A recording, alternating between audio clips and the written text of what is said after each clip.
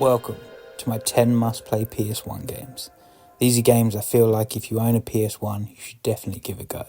Without further ado, let's get to it. Rayman, playing as an inadequately limbed lunatic who can fly with his hair. You run, jump, punch your way through a colourful, cartoony canvas, freeing little caged monsters all along the way. And trust me, it is as surreal as it sounds. I really think this game deserves a HD remake. I would absolutely love it. Tomb Raider 2. Playing as everybody's favourite female spelunker, you embark on an epic journey, exploring ruins, caves, tombs and everything in between, all while gunning down your foes with an arsenal of weapons, ranging from dual pistols all the way to shotguns. There's so much fun to be had with this title, but if you ever get bored of lurking in dark caves, you can always lock your butler in the freezer, or poke someone's eye out with your triangle tease. Crash Bandicoot 2. Playing as a box-smashing, apple-crunching, orange-furred Bandicoot who is trying to save his sister is a lot of fun. You play across a linear level layout, riding polar bears and running away from oversized boulders. It's hard to find a person who has never played this game, and quite rightly so. It's a giant in the gaming world. Tony Hawk's Skateboarding. A game that brings skateboarding into the mainstream for many. You are tasked with several goals in each stage, getting high scores and collecting letters, all while kickflipping gaps. You choose from a lineup of some of the most well-known skaters in the era, and to top it all off, it has one of the most memorable and outstanding soundtracks of all time. There are certain bangers on this soundtrack that are tunes of a generation's childhood. Tomba, a swine-fondling monkey boy who hangs off of trees that are decorated as arseholes. And no, I haven't lost my mind. This is genuinely the premise of this unique platformer. And I mean, what's not to love about this game? It's so unique and quirky in so many ways. There's no other way to explain it really, apart from straight out weird. And I love it. Tekken 2.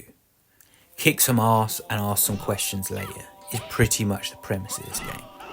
It's just a purebred brawler at its core, and it is beloved by many, and quite rightly so.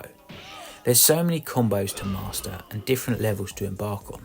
Plus, there is a multiple of colourful characters to unlock, ranging from fighting androids all the way to punching felines. And they all have their own individual backstory.